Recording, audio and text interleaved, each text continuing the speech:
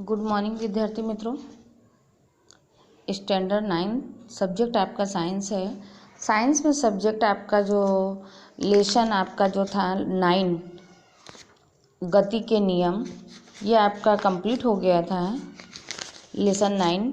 तो इसकी एक्सरसाइज बाकी है कराने के लिए लेसन 9 की। तो एक्सरसाइज में देखिए आपका ये ब्लूप्रिंट वाले हमने आपको पहले हल करवा दिए थे।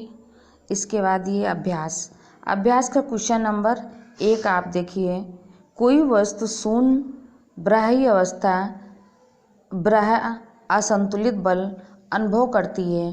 क्या किसी भी वस्तु के लिए अशून्य वेग से गति करना संभव है? यदि हाँ, तो वस्तु के वेग के परिमाण एवं दिशा पर लगने वाली शर्तों का उल्लेख करें। यदि नहीं, तो कारण स्पष्ट कीजिए। तो देखिए विद्यार्थी मित्रों, आपका आंसर देखिए। हाँ, किसी वस्तु के लिए अशून्य वेग से गति करना संभव है। ऐसा निम्न शर्तों से संभव हो सकता है। नंबर 1, जब वस्तु एक सरल रेखा में एक समान चाल से चल रही हो। नंबर 2, जब चाल के परिमाण में कोई परिवर्तन नहीं हो रहा हो। नंबर 3, जब गति की दिशा में कोई परिवर्तन नहीं हो। नंबर 4, वायु का प्रतिरोध अवश्य ही शून्य होना चाहिए। नंबर 5, जब वस्तु की सतह तथा जमीन के बीच घर्षण बल का मान शून्य हो तब। तो विद्यार्थी मित्रों, क्वेश्चन आपका 1 कंप्लीट हो गया है। आप सेकंड क्वेश्चन देखिए। सेकंड क्वेश्चन में क्या है? जब किसी छड़ी से एक दरी को पीटा जाता है तो धूल के कण बाहर आ जाते हैं। स्पष्ट करें। तो आपको इसका आंसर देखना है। प्रारंभ में दरी तथा धूल के कारण विराम की अवस्था में होते हैं।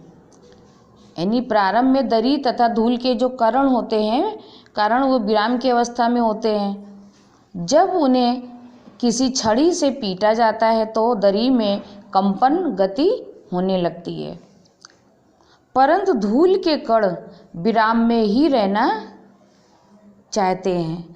अतः विराम जड़त्व के कारण, यानी जड़त्व बल के कारण धूल के कण अपनी अवस्था को बनाए रखना चाहते हैं, जबकि दरी के कण गति में होते हैं। इस कारण धूल के कण बाहर निकल जाते हैं। तो आपने ये समझ लिए विद्यार्थी मित्रों सेकंड क्वेश्चन का आंसर। थर्ड क्वेश्चन का देखिए आप। बस की छत पर रखे सामान को रस्सी से क्यों बांधा जाता है? क्वेश्चन नंबर 3 आंसर देखिए। बस की छत पर रखे सामान को इस कारण से रस्सी से बांधा जाता है, यदि बस में अचानक ब्रेक लगाएंगे तो बस तो रुक जाएगी, परंतु उस छत पर रखा हुआ सामान जड़त्व के नियम के अनुसार गति में ही रहेगा और आगे की तरफ या दाएं बाएं गिर जाएगा। इसी प्रकार बस चलना प्रारंभ करती है तो ऊपर रखा सामान जड़त्व के नियम के अनुसार स्थिर रहने का प्रयास करता है तथा बस आगे की गति करती है। बस जो है आगे की ओर गति करती है, अतः सामान पीछे की तरफ गिर सकता है। इस कारण से छत पर रखे सामान को बांधा जाता है। समझ में आ गया आपको क्वेश्चन कि यानी बस तो स्थिर हो जाती है लेकिन सामान जब गति करता रहता है। क्वेश्चन नंबर 4 देखिए आप। क्वेश्चन नंबर 4, किसी बल्लेबाज द्वारा क्रिकेट की गेंद को मारने पर गेंद जमीन पर लुढ़कती है। कुछ दूरी चलने के पश्चात गेंद रुक जाती है। गेंद रुकने के लिए धीमी होती है क्योंकि। इसका आंसर देखिए 4th का। बल्लेबाज ने गेंद को पर्याप्त प्रयास से हिट नहीं किया है। वेग गेंद पर लगाए गए बल के समानुपाती है। यानी जो वेग लगाया गया गेंद पर वो बल के समान है, समानुपाती है। गेंद पर गति की दिशा के विपरीत एक बल कार्य कर रहा है। गेंद पर कोई असंतुलित कार्य नहीं है, अतः गेंद विराम अवस्था में आने के लिए प्रयासरत है। यानी जो गेंद जो है हमारी वो विराम अवस्था में ही आने के लिए प्रयासरत है, यानी रुकना चाहती है। इसके बाद आपका क्वेश्चन नंबर 5 देखिए। क्वेश्चन नंबर 5 में आपको उसके सम्स के द्वारा सॉल्व करना है।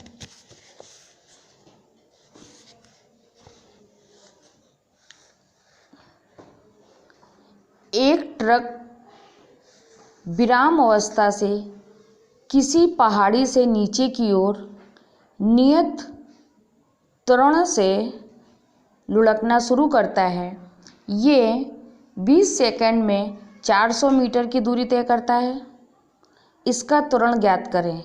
अगर इसका द्रव्यमान 7 टन है तो इस पर लगने वाले बल की गणना करें। तो आपको विद्यार्थी मित्रों यहाँ पे इसकी गणना करना है। अब 1 टन में कितने केजी होते? 1000 केजी। 1 टन बराबर 1000 केजी। हल, त्वरण की गणना करना। अपने को क्या निकालना है? त्वरण। प्रारंभिक वेग को u से u बराबर 0 यानी 0 m/s यानी मीटर सेकेंड। तय की गई दूरी s यानी सेकंड बराबर 400 मीटर। कितनी दूरी तय करी? 400 मीटर। समय कितना लगा है? t। समय को हमने t से प्रदर्शित किया है। t बराबर 20 सेकंड।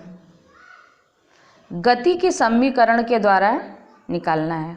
इसका सूत्र क्या है? s बराबर ut plus 1/2 a plus square. देखिए आपकी यहाँ पे क्या थी अवस्था? 400 बराबर 0 गुणिया सेकंड आपके कितने जो थे 20 प्लस 1/2 गुणिया a गुणिया स्क्वायर में था तो कोष्टक में 20 कोष्टक बंद और स्क्वायर इसको कर दिया। अब यहाँ देखिए 400 बराबर 0 प्लस 1/2। अब ये 400a इसका गुणा कर दिया दोनों का 20 से तो कितना आया? 2 दूनी 4 और 0 यानी 20 का इससे 400। अब 400 बराबर 200a। 400 हमारा ये था, 200 हमने निकाला इसका, तो यहाँ पे a अब निकालना है a। तो 400/200 बराबर a। अब a बराबर हमारा क्या निकला? 2। 2 दूनी 4, 0 से 0 दोनों काट दिए, 2 दूनी 4 तो 2 मीटर सेकंड स्क्वायर। तो ट्रक का त्वरण बराबर 2 मीटर सेकंड स्क्वायर। अब ट्रक पर लगने वाला बल की गणना करना है। ट्रक पे जो हमारा बल लगा है, कितना बल लगा है उसकी गणना करना है। देखिए मीटर बराबर ट्रक का द्रव्यमान बराबर 7 टन। ट्रक में कितना सामान है? 7 टन। तो बराबर 7 गुणिया 1000। अब इसको पहले हम उसको किलो में चेंज करेंगे तो 7000 केजी हो गया यहाँ पे।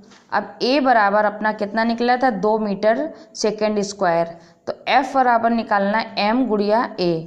तो f बराबर 7000 केजी गुणिया 2 m/s2। अब यहाँ पे f बराबर कितना निकला? 1400 केजी। 7 दूनी 14, 0 1400 केजी मीटर सेकेंड स्क्वायर बराबर 1400 n। तो यहाँ पे अतः ट्रक पर लगने वाला बल हमारा कितना है? 14000 n। 14000 n। तो विद्यार्थी मित्रों ये 5 क्वेश्चन आपके पूरे हो गए। पक्की नोट पे आपको लिख लेना है और इसको फिर से सम्स को दोहराना है।